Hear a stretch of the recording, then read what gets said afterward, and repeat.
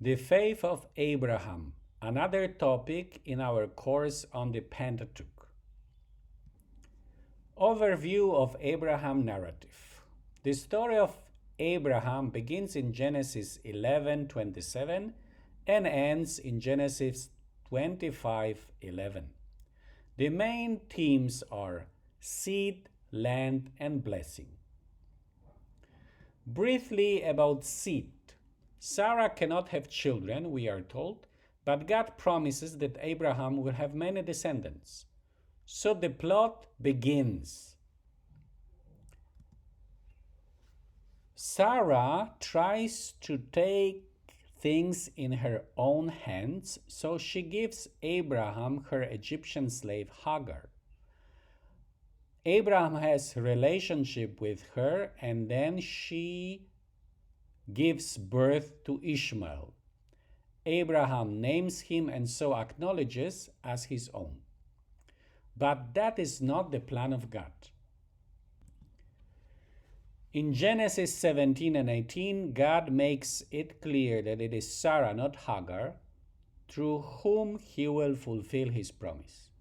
And so, Genesis 21, Isaac is born, the beginning of the fulfillment of the promise. And Hagar and Ishmael, they have to depart. But as the story tells us, God takes care also of Hagar and Ishmael. The land. In Genesis 12:1, Abraham is told to leave behind his land, his family, and go to the land that God will show him. He obeys. In Genesis 13:14-17, he sees that land. And then finally, in Genesis 15, he is told that his descendants will get that land only after 4 generations. The reason for that delay is stated in Genesis 15:16. God says that the iniquity of the local inhabitants of that land is not yet complete. Finally, in Genesis 23:14-18, Abraham buys a burial ground.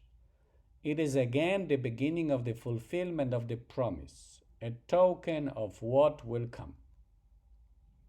Blessing. Genesis 22:16-18, Abraham and his seed are a source of divine blessing or possible a curse for others.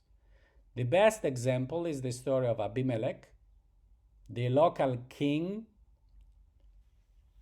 who, when he took Sarah to his own court, was plagued with various sicknesses, but when he returned Sarah back to Abraham, he was blessed and healed.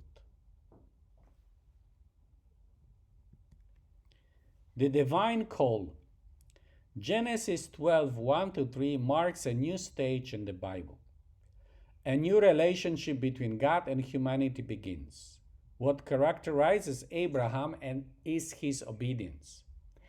On this obedience depends the realization of the promise of seed, land, and blessing. The highest point of this promise is, all the families of the ground may be blessed through you. Here we get a glimpse into God's plan to bless, not to curse humanity. There are 2 covenants in Genesis. Genesis 15, God guarantees that the fulfillment of his promise, Abraham's descendants shall possess the land of Canaan. And Genesis 17, the covenant of circumcision. If Genesis 15 is unconditional as an answer to Abraham's faith, then Genesis 17 is conditional on Abraham's constant obedience. Walk before me and be blameless is the condition to the second covenant. Both covenants complement each other. The first, in Genesis 15, focuses on Abraham's descendants and the land. The second, in Genesis 17, refers to God's blessing through Abraham. Finally, we have the divine oath in Genesis 22:16 to 18. Genesis 12:1 to 3 begins Abraham's adventure in faith. Genesis 22:16-18 ends that adventure successfully. Abraham proved his obedience to God with concrete action, offering Isaac, and God swears, bounding himself by an oath. Abraham's faith is manifested in Genesis 15:6. God's promise cannot be fulfilled in Abraham's lifetime, and yet he believes. True, there are many obstacles to God's promise being fulfilled. The barrenness of Sarah is just but one. New Testament connections. In the letter to the Hebrews in chapter 11, we have the hall of faith, the names of people who manifested their faith in their lifetime. 1/3 of this chapter is devoted to Abraham. Abraham's faith is an example of confidence in what we hope for and assurance about what we do not see. Romans 4 and Galatians 3 stress Abraham's faith and not fulfillment of the law as the source of justification. Also, for Paul, the sequence of Abraham's story is important. Remember, Genesis 15 comes before Genesis 17. Paul urges that only faith, which Abraham manifested in Genesis 15, is needed for justification. Circumcision that comes in Genesis 17 is not necessary. The same point comes out in Acts 15:6-11. Both Jews and Gentiles are being justified by God's grace. In Galatians 3:6-7, we have the same argument that we are justified by faith in Jesus Christ. In Galatians 3:8-9, Paul speaks about the blessing that comes to those who have the same faith like Abraham. Again, the blessing comes to all those, Jews and Gentiles alike, who exhibit the faith of Abraham. What does it mean for Paul? To believe that we are saved by grace that God gives to us through our Savior Jesus Christ.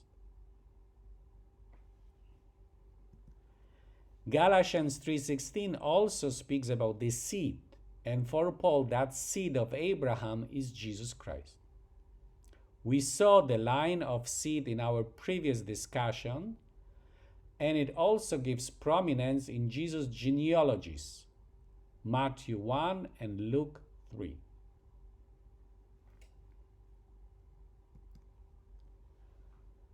James 2:20-24 also refers to Abraham's faith.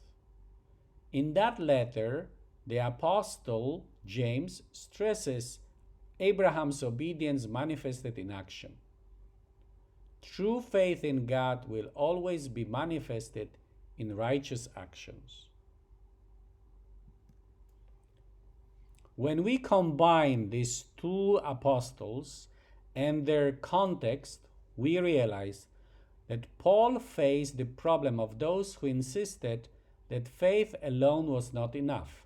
The entire law of Moses needed to be obeyed. On the other hand, James faced another problem, namely that faith alone was enough, nothing needed to be done afterwards. Both position needs to be rejected. 1. The law of Moses fulfilled its role leading us to Christ, as we read in Galatians 3:24. And 2. Faith needs to manifest itself through love, Galatians 5, verse 6. For James, the ultimate act of Abraham's faith was his willingness to offer his son to God. Faith in God and obedience to God cannot be separated. Finally, Hebrews 6:13-18 refers to God's oath. Remember, after Abraham was willing to offer his son Isaac to God, God told, "By myself I swear," the Lord declares, "because you have done this and have not withheld your son, your favored one, I will bestow my blessing upon you and make your descendants as numerous as the stars of heaven and the sand on the seashore." Hebrews 6:17-18 refers to that oath and to that promise. And Hebrews 6:19-20 tells us that our hope in God's promise is rooted in God's oath.